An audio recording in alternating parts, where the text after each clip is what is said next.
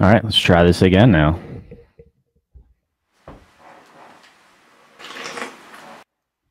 It's a good slurp. Yeah, we like the slurp. I mean, I do have a mute mechanism on my microphone here. Brutal. Yeah. I feel like I've coughed into the mic before. I've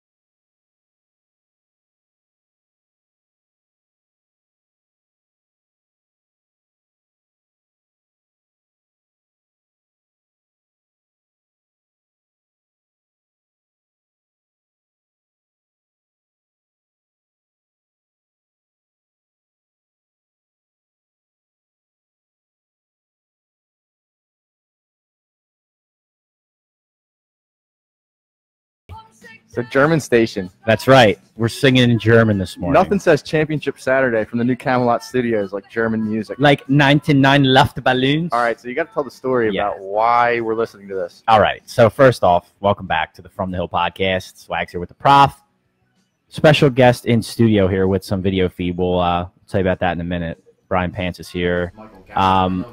So basically what happened with the song, what I'm playing right there, it's from the 80s. It's by a German band named Nena, 99 Luftballons.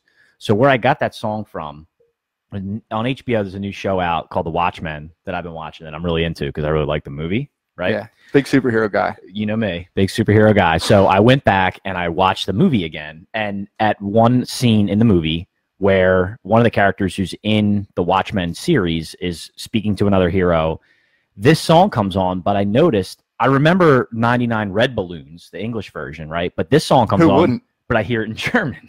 Yeah, I mean, you know. Like, what is this? Right. I'm like, what sounds the same. So I had to look up the history of the song, and originally the song was released, and it was a huge hit in Germany, in German, 99 Luftballons. So they actually, that same band redid the song in English, and it's the same singer. She speaks really good English, actually, surprisingly. And then they released it in the U.S. as 99 Red Balloons. And now it's on your iPod. And now I have both. So then when we finish the show, I can play it in English. See? That's how we do. The translation. Okay. Right. So tell me about The Watchmen, because what's that all about? Okay, so Watchmen... It was a movie. Correct. So what they've done is the Watchmen movie, I won't spend too much time on that because it's been out for a while, and I highly recommend watching it. It's a Frank Miller production, the guy who did like 300 and Sin City. Yeah, so it's well done. The movie's really good. It's long. But it takes place in an alternate 1985 where the U.S. and Russia are on the brink of nuclear war. Okay, so that's what brings us back to the 1980s That's song. right. That's right. And Richard Nixon has become state president for 4 terms, so it's like that's the setup.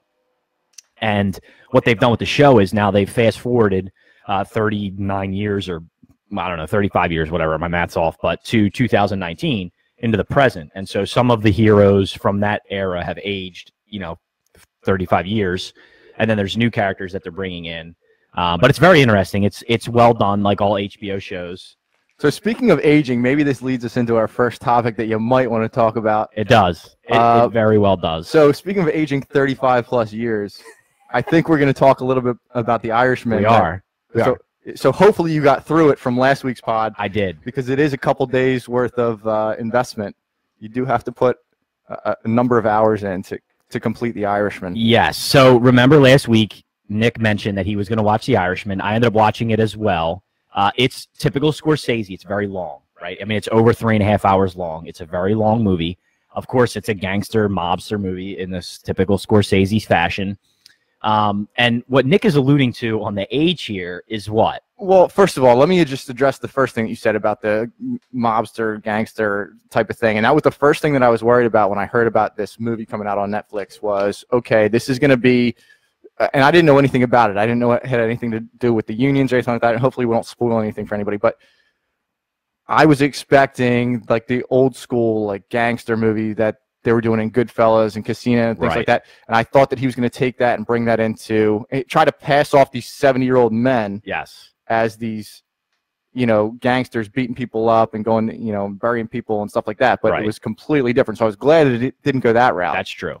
So, so there was a second part to your question there that I completely forgot because I was one track. Yeah. So real quick, Tate chimed in. Why don't you like the Watchmen show, dude? Tell me, you don't like the Watchmen show, Tate? Is it not true to the graphic novels? Is that what you're saying? So the first thing that jumped out to me, well, first off, even taking a half a step back, The Irishman is getting a lot of talk because it went straight to Netflix, right? It didn't go to theaters, and it's a full feature film with a star-studded cast, albeit an aged star-studded cast. So Pesci and De Niro are the two lead characters, and they're both 76 years old. What's up, Mr. Dolga? How you doing? Thanks for tuning in, brother. Both of them are 76 years old. 76 years old. And what struck me from the very beginning with this movie, it's a period piece. It takes place in the late 50s, right? Is sort of the main time. The beginning. It's where you kind of start. Right. And when they jump around. They jump around a lot, but when De Niro meets Pesci at the gas station, you know what I'm talking about. Yeah, right? yeah. I don't want remember, I'm going to try and keep spoilers out of this since, you know, I know everybody hasn't seen it yet. But I mean, it's a true. I mean, you can read about it. Yeah, yeah, it is. It's based off a book. So I heard you paint houses, right? And that line gets said over and over again, meaning he kills people. But when De Niro meets Pesci at a gas station, they tried to make De Niro look younger, right? Because well, and that's the thing of the whole. So like you're trying to, and I guess you kind of get this over time, is that they're trying to kind of do. They're trying to go back in history, then they're trying to foreshadow, or not foreshadow, but they're trying to jump different decades. Yes. And you can't tell the difference. Correct. And here's the real problem. So right off the rip, they're trying to make De Niro like 20 years Pesci's youth, right? Like Pesci's sort of the older established guy. Yeah, he's supposed to be like, hey, kid, how can I help you? Hey, let me help you fix your truck. And here's De Niro. He's like a 70-year-old man on like this milk route. Right. He's supposed to be like a 25-year-old kid. Made to look like he's 30, but he's actually like he's 76. They made him look like he's 56. Yeah, so it was unreal. It's really difficult to track timeline-wise. That was one of the scenes that I really didn't get. I know. Was that like he just kind of walks up to the car and all of a sudden, okay, now he's a mechanic. Now he's a. I don't want to blow it. I know. Yeah, it doesn't say, but so yeah, that was one weird scene for me. There was a second weird scene for me. I want to see if you know which one I'm talking about. That really killed a lot for me. I already know what you're gonna say. Dude, so it killed everything. There is a scene, and it's actually an important scene for the movie and for his relationship with his daughter. Yeah, right. Big time. But there's a scene where De Niro, apparently one of the shop owners, like pushed his little girl because she was being acting up in the store, and De Niro goes down and begins to beat up the owner of the store, quote unquote beat up, and so he can barely walk into the store. Yeah. First of all, him like kicking, I thought he was gonna fall over. He's supposed to be, I guess, in his like late 30s, early 40s at this point, because he has this like an 8-year-old daughter or whatever. So he walks, he barely makes it in the door, and then he throws the guy. The guy doesn't even hit the door, and the glass shatters everywhere. He just comes flying out the door. You would just think like, okay, that would have passed maybe in like the early 80s. It would have passed for like, in like The Godfather, there's that famous like I think Sonny hits somebody and like totally misses and he goes flying. That, I mean, it would pass back then, but for a high budget movie with today's technology, it's like, dude, you got to sell it better than that. It's like a brutal scene. Like CGI something. And you're right, when he's kicking him in the street, he goes to swipe at him. It's like, dude. Yeah, it's brutal. It's absolutely brutal. So Tate actually brings up a good point here. Tate, what part of the city is that? I don't know. But remember, one thing we didn't talk about here is that did take place in Philadelphia, right? Well, parts of it did. So Pesci's character is actually from, I think, more northern PA, like up past Scranton area, because I guess he was running parts of PA and Jersey and New York, right, and Jersey, along the lines outside of the city, like up toward Buffalo as well. So I think he was originally born in Buffalo. I did some reading into it, but There's another interesting thing about De Niro's characters throughout the years, especially when it comes to Scorsese movies. And I know that there's some that he plays an Italian character, like maybe one or two. Right. They show that corner. But like, isn't it weird that De Niro he never plays, or in a lot of movies he doesn't play an Italian character? No, he's always the half Irish guy. No, well, he like in Goodfellas he's the Irish guy. Right. In Casino he's the Jewish guy. Yeah. In this he's the Irish guy. It's like I find that weird. Yeah. He's never the 100% made guy, right? Like, yeah.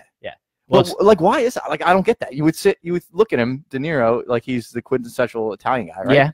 Yeah. No, it is weird. I mean, somebody's got to do it, right? Yeah. I'm thinking about Goodfellas. So the only pure Italian one in Goodfellas is Pesci, right? Yeah, Pesci. Yeah, because Conway, De Niro's half Irish, and so is Hill.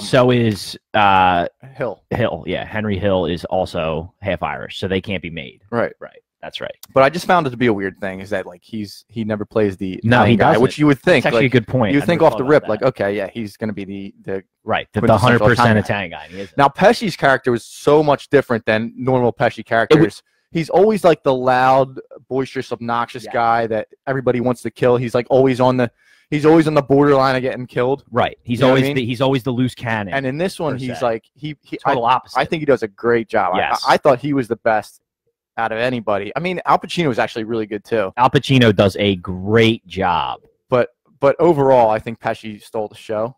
And I thought Pesci was great. He's like an understated character. Yeah, you're right. He's kind of more behind the scenes. It's a total flip of what you expect to see from De Niro and Pesci in these roles, because De Niro is usually that way, right? And while his character still has that kind of calm undertone to him, right, Pesci is completely just like the wise older man, like directing behind the scenes, and he never flies off the handle or anything. So yeah, I don't give away too much. He was definitely the best, and it is kind of a history lesson too. I mean, we obviously you hear the name throughout the years, Jimmy Hoffa, and it means like more to a different generation than it does to us. Maybe that's me, but I didn't know all this stuff was going on. I didn't know his, how his ties to the mob kind of fit in, and like this kind of gives you a nice little history lesson of it. Yeah, and to finish up on the Irishman, if you remember from Casino at the beginning when they talk about building the casinos, and then they do it again here when they mention Hoffa and the Teamsters, right, where they talk about how the mob took loans from the Teamsters pension fund to basically build those hotels in Vegas, and they mention it in Casino, and then it also comes up again in this movie. So it's kind of Scorsese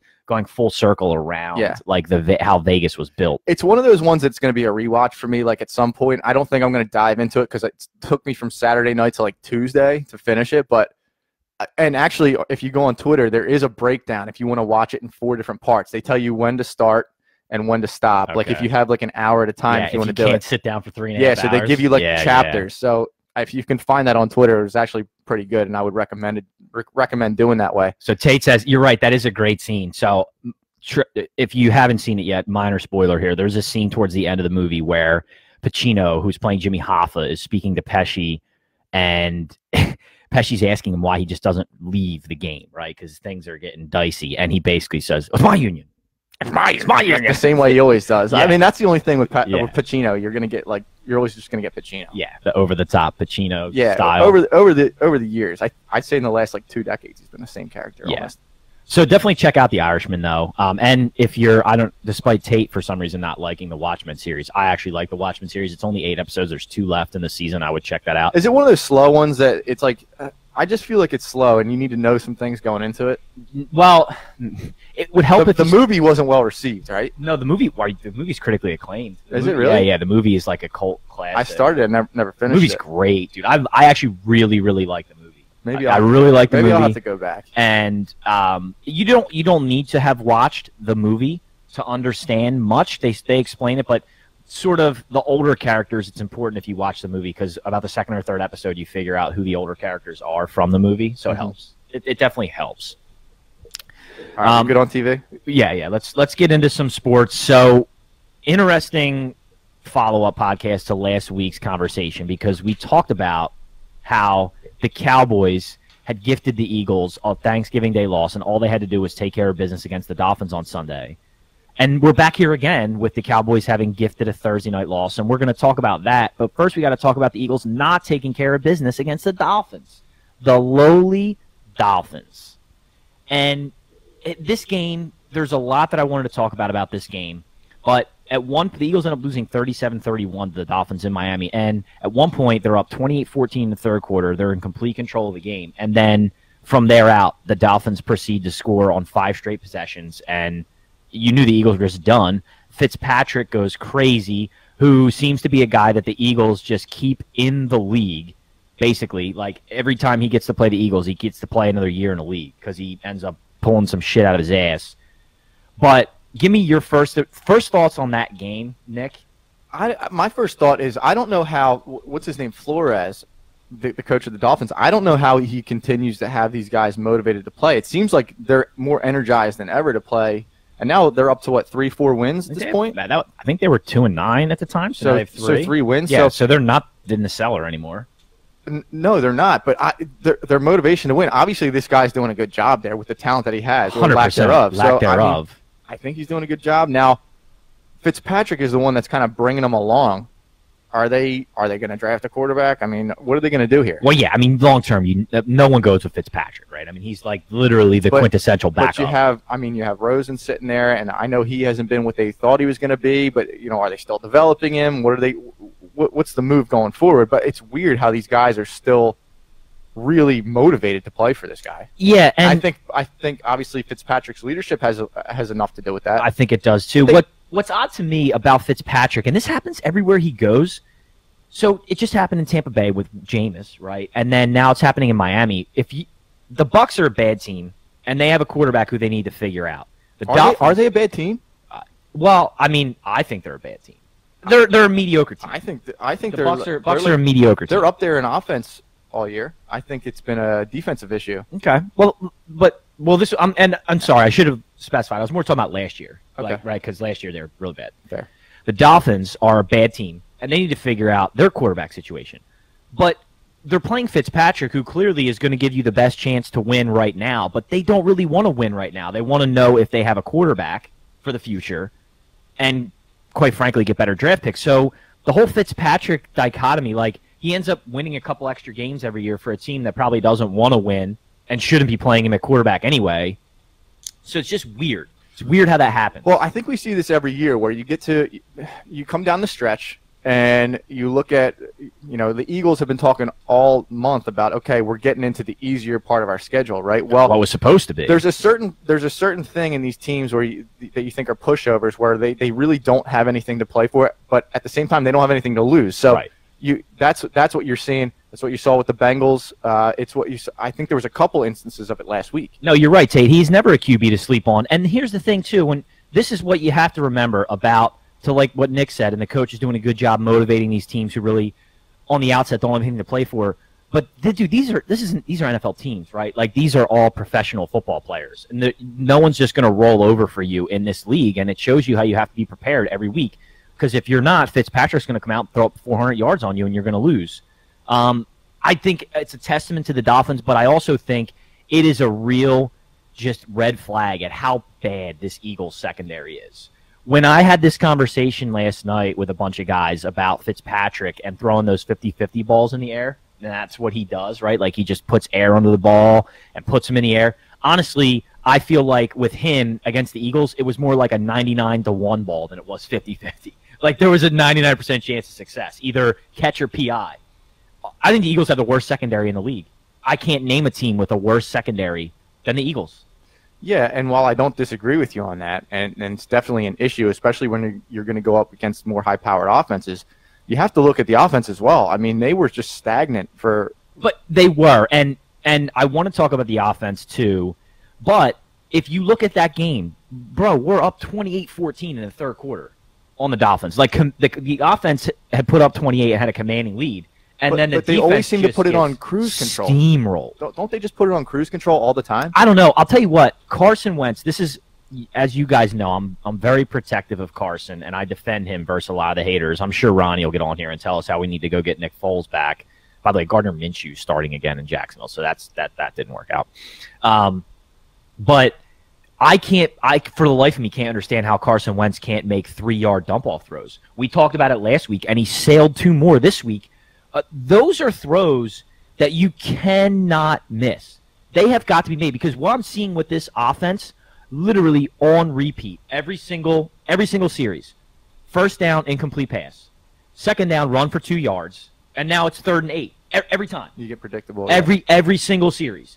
Wentz throws an incomplete pass on first down, so now let's just go ahead and run for 3 yards on second, and now we're going to stare down 3rd and long. Right. I mean, you've got to get better with your play calling, and Wentz has got to get better with hitting his checkdowns. Because if you hit that checkdown guy, it's 4 yards, it's 3 yards. So now it's little 2nd and 7 instead of 2nd and 10. Sure. And those things make a difference. And he is missing those literally elementary throws. Absolutely.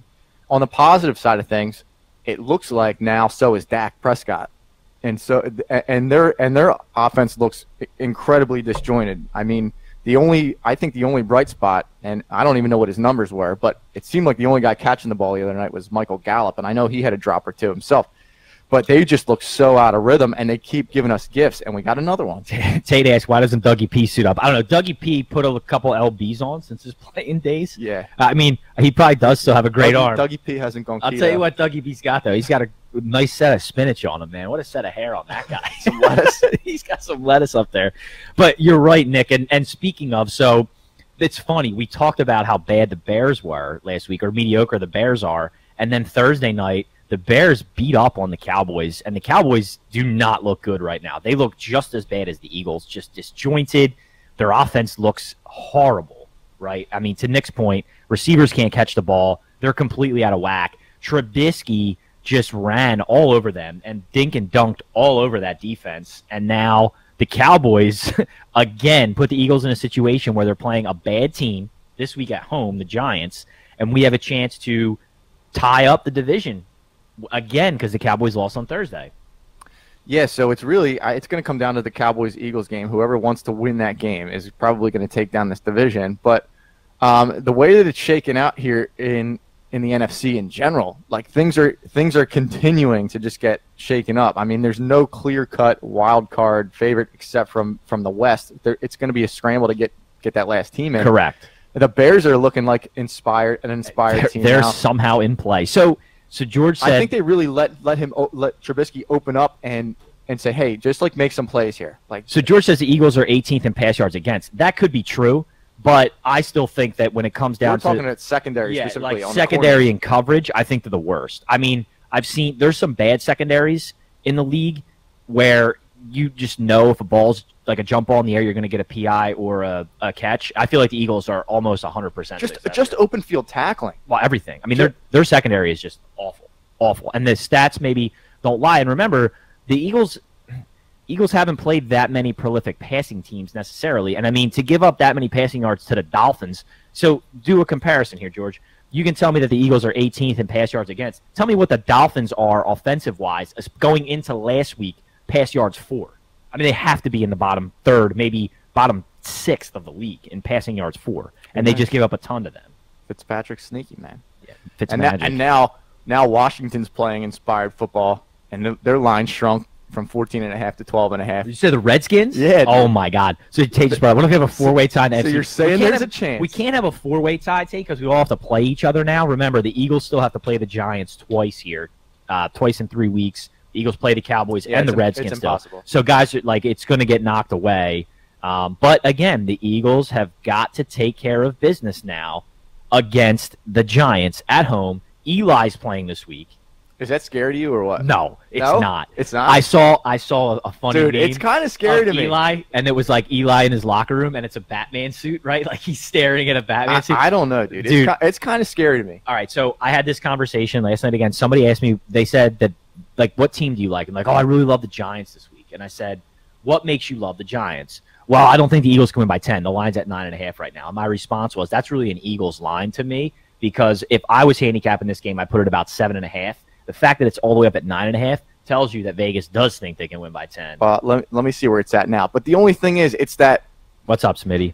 It's that unspoken factor. Like he's coming back to play his last games as a Giant at home. But okay, dude, it's just one of those things. Are the guys going to rally behind old Eli? Dude, do I think Eli's a good quarterback? Do I think he's is he going to throw all over us? But it's one of those things you don't know, because it's that it factor. It's that X factor. It's that variable we have no idea about. You're not. Yeah, I agree. I mean, the question is, are the troops going to rally behind Eli? Tate says, "Don't sleep on him. He's got nothing to play for. He gives 0 fucks." Yeah, but hasn't Eli always gave 0 fucks? Well, isn't that kind of like no, what Eli has nothing to play for? I mean, they're not in the playoff hunt at all. I mean they're terrible. He has nothing to lose. It's like I said with the Dolphins last week. I mean, it's really the same thing. Yeah, it is the same thing. Same scenario. Bad team, nothing to lose.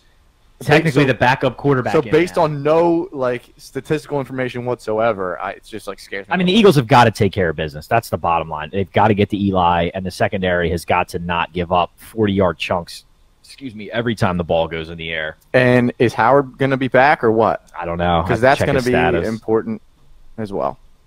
So we're continuing that conversation from last week about the NFC playoff picture, and as Nick alluded to, there's clearly only one team going from the NFC East. I saw a statistic this week. The NFC East is historically right now, record-wise, the worst division in the history of football. Well, put that stat aside. I also saw a stat that over the last, I don't know if it was 10 years or something like that, maybe 15 years, teams that have gone 8-8 or below and made the playoffs have won a playoff game. Yeah, the Giants went 8-8 when they won the Super Bowl. I think the Saints did it. The Seahawks did it. The Giants did it. I forget what other teams were. There were 5 teams that have done it over the last decade or so. Yeah, I mean, well, here's the thing: if you win the NFC East, it's the Cowboys or Eagles, right? And you get in, let's say, even if it's 8-8, you're still going to get a home playoff game against a wild card team, which in this case would probably be you're going to get, because of your division, you're going to get the higher seed. So you're probably going to play Seahawks. Maybe the Vikings at home. Oh, you're talking about the better seed? Yeah. So you're going to get the Seahawks or the Niners? Well, depending on who wins the division. No, you could get the Vikings because you're gonna get the 4 winning your division, and if Green Bay wins the Central, then Vikings will be 6. So you would get. Oh, you're right. You're going to get. Yeah, we would 5. play the better of the 2 teams. You're going to get the 5. Yeah. So you may end up getting just based on record, we're going to play the Niners or the Seahawks. Probably, yeah. Which I don't like that. Not good. I'd rather play the Vikings. I'd rather play Kirk. The good news. You like that. The good news is you get them at home, right? Yes, you do get them at home. Division winner gets the home game. So take it. Howard has a soul stinger. 220. Yeah. Will. Yeah. A lot of the Eagles have soul stingers right now. So that was a good synchronized sip. Yeah, it was. It was good. Good natural pause there. When a guy took you up with a guy. You're crazy, Tate. So in terms of NFL games, I mean, I was going to run down other games on the schedule, but really the only game I care about is the Eagles-Giants, given the fact that the Cowboys lost. Last week, we were talking about a couple interesting games. The team that really just continues to impress me is still the Ravens, right? Like, when is Lamar Jackson going to slow down, or is he going to slow down? I think the answer is no, not this year. They're the clear-cut favorite, but you can never count out the Patriots. We're going to see big time this week. I think they play at 4:25. They're going to be playing Patty Mahomes and the Chiefs. My man, Patty. So that's going to be an interesting game in terms of, it was crazy. I was watching TV this week after the Patriots lost, which I called, by the way, but everybody's freaking out, and I'm like, they're saying, is this the end of the Patriots dynasty? And at the end of the day, they're still 10-2. Oh, 100%. Like, it's not the end of the world, and I think that they're pretty well known for making adjustments. We're going to see this week, is that offense really as bad as Get Up and First Take are telling us that they are?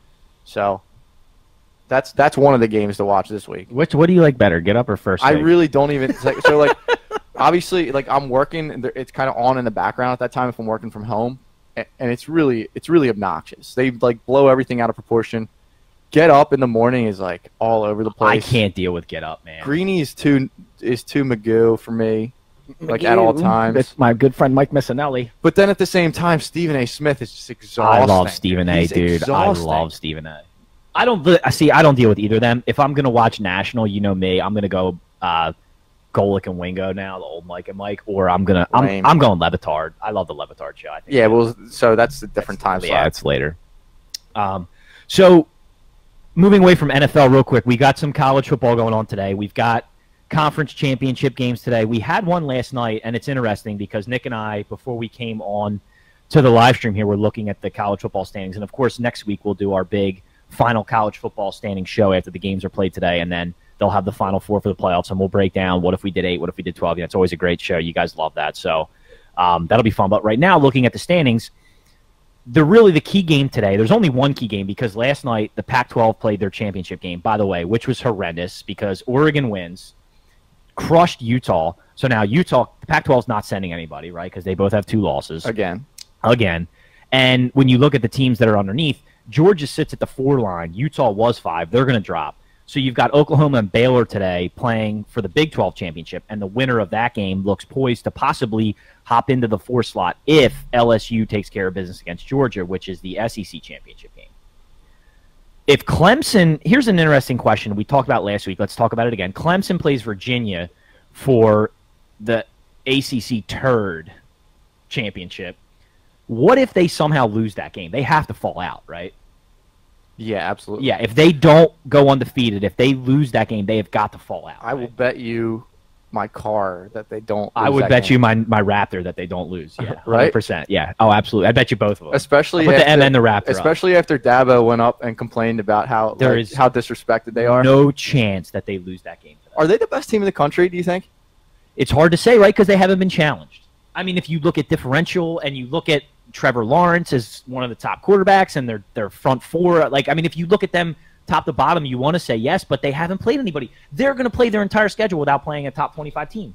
I mean, it's not their fault, though. They're in the ACC. What can they do? No, I understand that, but, you know, statistically their numbers are better defensively and after their defense last year. So they're going to play Virginia today, who's ranked 23rd. We're going to kind of see how they stack up, but I just think they blow them out. I mean, after all was said this week and all the stuff that Dabo said about being disrespected, and, you know, we'll see if they're I think that they're good enough to be the #1 team. I do too. I mean, listen. Should they get the benefit of the doubt being the defending champs? Should that carry over? I don't see why it wouldn't. They're 28.5-point favorites against Virginia. I get it, but they've been that all year. Yeah, I agree. I mean, and let's not act like Ohio State hasn't had those lines all year. They have, and they've been covering too. I mean, I think Ohio State's really, really good. I think LSU's really, really good. Georgia, to me, can be beat. So there's a couple scenarios here that can play out. We assume that Clemson's going to win, but Oklahoma-Baylor is a toss-up to me. I think either one of those teams could win. Obviously, I'd kind of love to see Baylor win for Matt Rule, right, the former Temple head coach now doing good work at Baylor. But if Baylor wins and Georgia loses, Nick seems to believe that they'll hop to the 4, right? You think that the Big 12 champ will get in over the SEC loser in Georgia because that will be their second loss. They'll have 2 losses. There's no way that they're going to put them in. So I think that I think the winner of this game goes. You know, after last night. Unless after last night, there's really no. I don't think that there's an argument if LSU wins. If LSU wins, now the other question that we have. If Georgia wins, they're in. Right. If Georgia wins, they're in, but then LSU's not going to fall out. I don't. No. So then, the Big 12 teams really need LSU to win if they want to get a slot because they need Georgia to get knocked down out of the top 4, right, for one of them to jump in. Because I feel like, and I think Nick agrees, if Georgia wins that game, LSU is not going to fall out of the playoff. They have a slot locked. Just depends where they're going to be. They fall to 3, I think. Yeah. So they're going to be in, and if Georgia wins, they're in. So now you have 2 SEC teams. So if Georgia wins the conference championship, do you think Clemson or that LSU could fall to 4? Yes, I do. I think they could fall to 4. Certainly. Which would be significant. Because here's the deal. The only scenario, they're not going to have LSU below Georgia if Georgia wins the game, right? Yeah. So that's a guarantee. They're going to jump them. And then if Clemson wins, I can't see dropping Clemson down for no reason. And that's actually what will happen. I'll tell you why. If LSU loses, the championship means more. And because they don't, if they move Clemson to 4, then they would play again the first week. Right. They would just play again. Right. So they won't do that. Right. So it would be Georgia 2. I don't know if they would. Clemson 3, LSU 4, and it would be Ohio State, LSU, and then Clemson would play Georgia. Either way, I think this is shaping up to be the best one yet. Right? It's hard for me to say it's the best one without Bama. I just think because Roll Tide. Nah, my memory's not good. But last year, you knew who was making that championship. Yes. Game, right. Well, this is the first. Who was it the year before? Alabama. It was the same. Wasn't it the same? No. Game? Well, Oklahoma, Georgia, and then Oklahoma got in there one year. Yeah. Ohio State. No, I mean. This is the first year where it's not clear cut that it's less predictable. Bama and Clemson are the 2 best teams. Right. I mean, that's how it's been predominantly for the last couple of years. 2 years ago, I think it was Georgia. I think Georgia was that. Ended up definite #2 team. Georgia ended up getting the win. So when we talk about Clemson's schedule and they haven't beaten a team in the top 20, so Ohio State has, and they've blown them out, obviously. But you don't see an SEC team on here. You don't see like anybody that is playing in that SEC that plays a brutal schedule. Like this isn't a crazy brutal schedule. No, it's not. I mean, here's the thing. We were talking about this again last night. Big Ten versus SEC, and we talked about it last week. I know that they played ranked teams in the Big Ten, but honestly, I don't think that Penn State or Michigan are that good, and I don't think that neutral field. Well, that's my point. Yeah, I don't think neutral field. So here's the thing: if Georgia is the second best team in the SEC, and who's your second best team in the Big Ten? Penn State or Michigan? I mean, they're pretty even. Well, pick one. But it doesn't matter. Fine, Penn State. Penn State on a neutral field, Georgia. Who you got? Wisconsin. Okay, Wisconsin then. Wisconsin, Georgia, neutral field. Who you got? Georgia by 2 touchdowns, right? Yeah, absolutely. Yeah, so that's all you need to know about the difference in the conference strengths. I mean, it's the SEC is just. I know that people keep saying the SEC's overrated. I know, but so my point was Clemson, Ohio State. Okay, yeah, they're like triple-digit favorites in every game. But yeah, like who are like you have to give it to Ohio State only because they've actually beaten somebody, and Clemson hasn't beaten anybody. Because like you have to put these teams in the top 10, where it's like or top 25 rather. Right. Whereas like in the ACC, there's just there's nothing there. It's not a basketball tournament. Right, and typically, you're right, it's not a basketball tournament. But typically, you know, in the ACC, North Carolina has been better. Virginia Tech. Typically, there's schools in the ACC that are better. Florida State, but they're just all garbage this year, so there's nothing you can do about it. So what do you see coming down today? I mean, for me, I think I'm rooting for Baylor, so I'm going to say Baylor wins the Big 12. I'm going to say that LSU does not lose to Georgia. I'm going to say LSU wins. Clemson will win, obviously. So I see Baylor getting into the 4 slot and Georgia falling out. So I see it being all right. So we're the opposite. Ohio State. We're the opposite. You think Oklahoma's going to win? I think Oklahoma's going to win, and I think they're going to get in. But you don't think Georgia's going to beat LSU, right? No. Okay. I don't. I think that the only underdog that I like today is Wisconsin. You like Wisconsin? Not to cover. Dude, I was going to say Wisconsin's not going to beat Ohio State. No, I like them to cover. You like them to cover. That's a big line, isn't it? No, I think it dropped a little bit. I think it was like 18 to like 16. Or okay, like so you're following your prop system. That line dropped, so that's why you like it. Yeah, I got you. I'm okay with that. Well, I'll look it up here if we can get through. But yeah, I don't see LSU losing to Georgia today. Yeah, I don't either. I think the only cover is going to be by potentially Wisconsin. Man, look at the rest of the top 10. I don't want to go through it too much because we'll do the final standings next week. But like, man, I don't know. Seeing like Penn State and Michigan up there, I'm just like, and we did talk about it a little bit. I was kind of upset that they played that game last night because I almost forgot about it. We were talking about it, but it was, dude. I mean, Oregon just destroyed them. And the Pac-12's garbage, dude. I don't get why they continue to play all these big games on Friday night. I get they don't want to compete maybe with the other conferences or play that late, but like, no one cared. Yeah, so 18-16, Ohio State is a 16-point favorite now. Gotcha. They opened up, but I think they just showed them up there as 18.5. So I don't know if it's back up or not, but nice. That's the only one I got for you. Okay. All right. Well, we shall see what happens. We're pushing up against 12 noon here. So we're going to go ahead and start to wrap it up. One thing I didn't touch on, but I should have, and I forgot, I wanted to put the third mic out for him so he could chime in. Brian is here. He's going to cut up. He's got some video going on here. He's going to do we're going to try and do a nice cut-up edit for the re-release of the podcast. So we're going to let him try and work his magic. Thanks, Brian. Maybe we could get a clip, get it onto the Instagram account that has been dormant for a couple months. Whoever runs that account. I mean, I'm not going to name any names. Maybe we will now that we have a couple. Whoever's running that account needs to step it up. What did Mikey Maz say here before we get out of here? Mikey says 14-17 14-17 Ohio State. Bet on the Bucks. Yeah. Well, they have been covering. And by the way, Mike, my co-host here is a not so much closet Ohio State guy. He just loves Ohio State. You guys can just swim in the at the same time, I'm a big LSU guy too. You know, I fight for LSU every year because of the schedule that they go through. Them and Auburn, I'm always looking at their schedules. Like, how do they get through this season? And LSU this year is head and shoulders, I think. Yeah, I mean the schedule they've played. There's no denying. Georgia's definitely going to upset. I like how I said it. The game day guys are split between Oklahoma and Baylor. That's going to be the best game of the day, guys. If you really need to watch a game today, you got to watch Oklahoma. I am rooting for Matt Rule, even though my prediction says otherwise. Yeah. Hey, have you ever seen Nick Saban in the same place? Really makes you think, doesn't it? I've never seen Nick Saban in the same place either. That's it, guys. We're getting out of here. I want to remind everybody, thanks for hopping on the live feed. Make sure you check us out on our platforms. We're on YouTube, and we're on the iTunes podcast application, also SoundCloud, but just go to iTunes. Make sure you search in quotations _the_Hill. Click that subscribe button. Click the like button. Doesn't cost you guys anything. Really helps Nick and I out. Helps us get the content out. Appreciate everybody participating in the live feed. It's always fun. That's all I got. You got anything else, Prop? Happy Championship Sunday, and we'll see you later. Enjoy the games. We'll catch up with y'all next week. Peace. See ya.